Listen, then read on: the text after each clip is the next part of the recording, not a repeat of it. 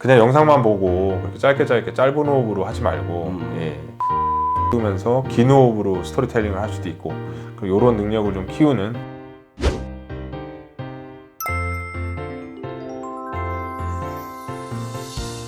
만약에 롯데말 친구들이 네네. 교수님 독서를 왜 해야 돼요? 라고 하면 좀 어떻게 얘기를 해야 될까? 저도 사실 그 문제 때문에 사실 영상을 시작한 거거든요. 왜냐면 제가 교수님이 아시다시피 제가 책을 이렇게 내는데 네네.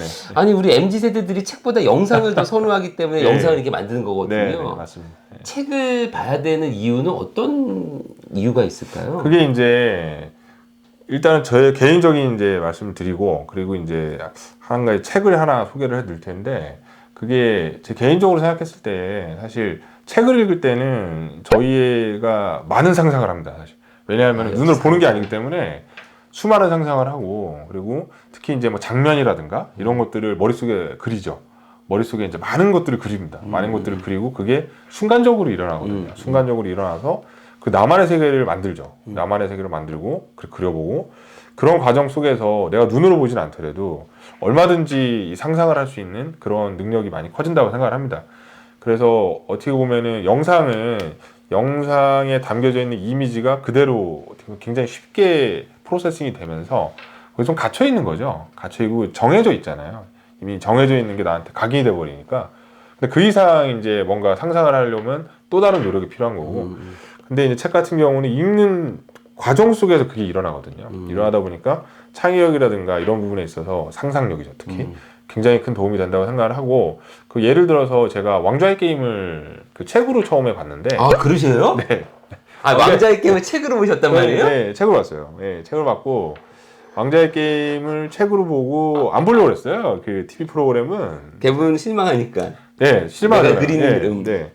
그 말씀을 이제 드리고 싶었던 거죠. 이게 왜냐하면은 왕좌의 게임 난 끝까지 안 볼 거야. 그러면서 이제 안 보려고 하다가 그래도 궁금하더라고요. 도대체 어떤 식으로 구현했을지 궁금하긴 하다. 그러면서 이제 그거를 딱 봤는데 좀 전에 말씀하신 것처럼 제가 상상하고 그렸던 모든 것들이 다 깨졌어요. 맞아요. 다 깨지고 특히 이제 아무래도 그 책에서는 많은 이런 기사들 있잖아요. 등장하는 기사들을 미소년으로 그려져 있어요.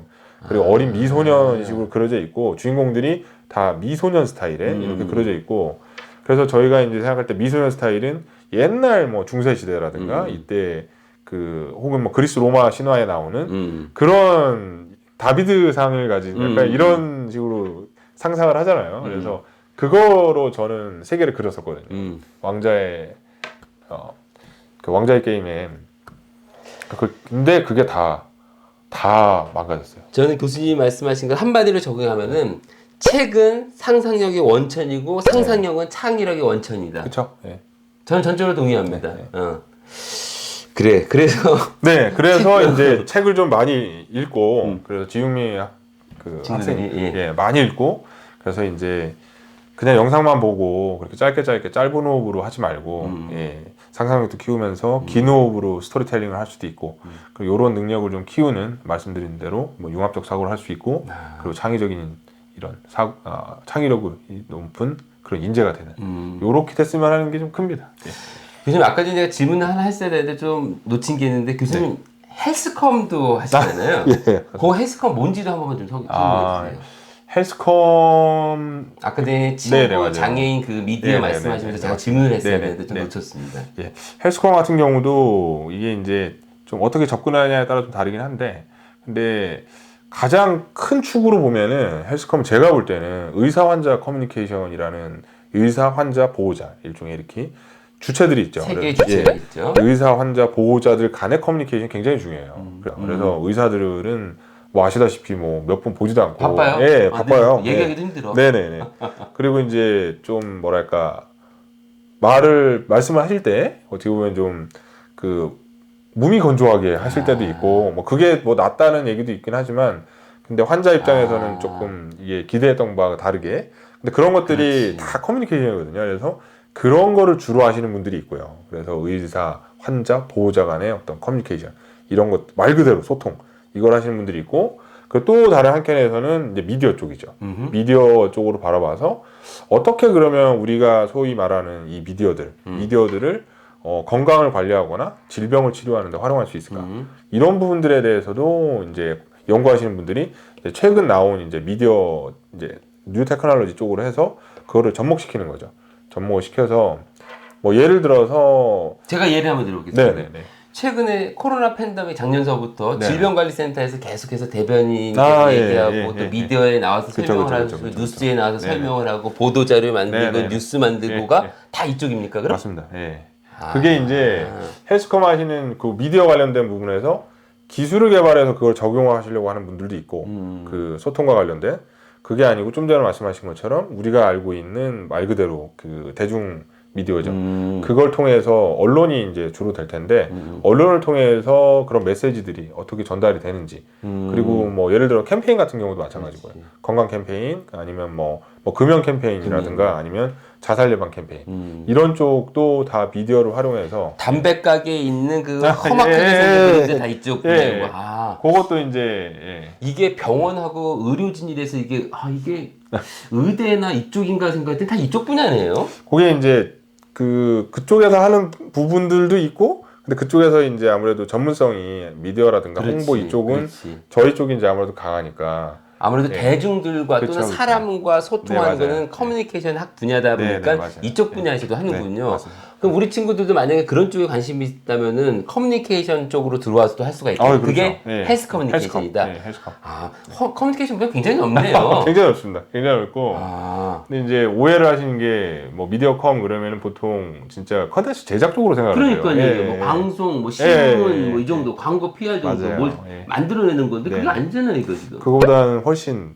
범위가 넓습니다. 아, 교수님 그러면은 일단 커뮤니케이션 학 분야에서 네네. 취업은 어느 쪽으로 주로 하게 돼요? 예를 들면 조직컴, 네네. 헬스컴 네네. 뭐 이쪽부터 얘기해서. 이제 취업 부분으로 가면 사실 어떻게 보면 가장 좋은 건 가장 좋다고 해야 될까요? 그 대학에서 전공 중에 그 취업 분야하고 다이렉트로 연결되는 전공이 있고 또 그렇지 않은 전공들이 또 있어요. 근데 그렇지 않은 전공들 같은 경우는 사실 취업과 관련돼서 어려움이 좀 있을 수 있죠. 예. 있을 수 있고 그래서 예를 들어 다이렉트로 연결이 되는 데는 아무래도 뭐 사회복지학과라든가 거기는 이제 전공 자체가 바로 이제 사회복지사라든가 이렇게 연결이 되는 거고 그리고 뭐 교육학 쪽도 마찬가지고요. 그렇죠. 예, 이렇게 연결이 되는 부분이 있는데 경영학도 이제 아무래도 뭐 회사 운영이라든가 이쪽으로 바로 연결이 됩니다. 기업 들어간 네. 건 다 경영입니다. 예. 그렇게 이제 연결이 되는데 저희 쪽 같은 경우는 이게 넓기도 하고 그렇네요. 그리고 그 뭐 저희가 전통적으로는 아무래도 뭐 말씀하신 것처럼 뭐 홍보라든가 언론 뭐 이런 쪽으로 광고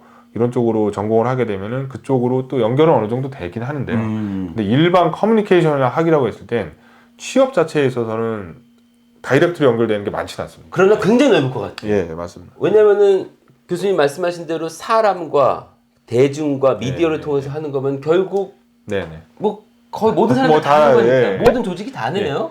그렇긴 한데 그거에 또 조직 내에서 특화되어 있는 경우는 또 많지는 않으니까 그러다 보니까 이제 또 그 조합 서칭하거나 이럴 때는 또 한계가 될 수가 있죠. 있겠구나. 예. 아, 성대 같은 경우 커뮤니케이션 학부 친구들은 어디로 가나요? 매우 다양하죠. 예, 매우 다양하고 그리고 이제 학생들이 일단 커뮤니케이션 이게 저도 약간 지금 어디에 방점을 찍어야 될지 모르겠는데 지웅미 나눠서 말씀해 주셔야 돼요. 일단 지금 참고로 커뮤니케이션 학과 학과장님이십니다. 이제 이 커뮤니케이션 학과로 봤을 때는 아무래도 이제 광고 홍보, 언론 정보 그리고 이제 미디어학 그리고 영국 영화 뭐 이런 쪽으로다가 있었기 때문에 그래서 이제 뭐 연극이라든가 공연 연출 뭐 이런 쪽도 가는 친구들이 유명하죠, 있고, 서강대 공연 연출. 공연 뭐 이런 쪽 아니면은 이제 제작 쪽은 아무래도 이전부터 커뮤니케이션 센터 이제 스튜디오도 만들고 그러면서 그러게요.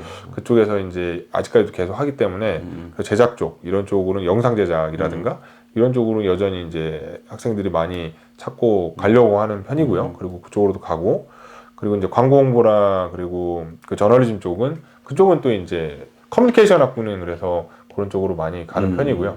근데 지웅미 같은 경우는 아트 앤 테크놀로지랑 그리고 그러한 그 글로벌 한국학이 있기 때문에 그래서 그쪽은 또 에어리어가 나가는 에어리어가 아텍 같은 경우는 디자인 쪽이기 때문에 공학 기반의 디자인 쪽이고 그래서 그런 애니메이션 이런 제작이라든가 아니면은 첨단 영상을 제작하는 이런 쪽으로다가 가는 경우도 많이 있고. 예. 지육민은 이제 합쳐져서 3년 뒤, 네네. 4년 뒤에 졸업생을 보면은 그 당시에 네. 우리 사회에서 가장 핫한 분야랄까? 아니면은 융합 전공을 한 친구들이 가장 선호하는 분야가 어떤 분야일까가 좀 나타날 것 같아요. 몇 년 지나서 이제 그 졸업생이 배출되고 네. 사회에 진출하면 그때는 조금 예, 잡힐 것 같아요. 최근에는 정말 이런 융합 쪽이 많이 생겨서 네, 맞습니다. 이 분야의 졸업생들 어디로 갈까 정말 그게 제일 궁금해요. 저도 사실 앞으로 어떤 식으로 진짜 진출할지 그 관찰하는 이런 게 재밌을 것 같아요. 예, 재밌을 예. 것 같고. 예. 교수님, 4차 산업혁명에 대한 이야기를 네. 안 할 수 없을 것 같습니다. 예. 4차 산업혁명이란 얘기를 많이 하는데 우리 네. 커뮤니케이션 학 분야에서 또는 네. 교수님 연구 분야에서 저는 네. 대표적으로 그 미디어 리터러시를 좀 말씀드리고 네네. 싶은데 네네. 어떤 의미가 있을까요?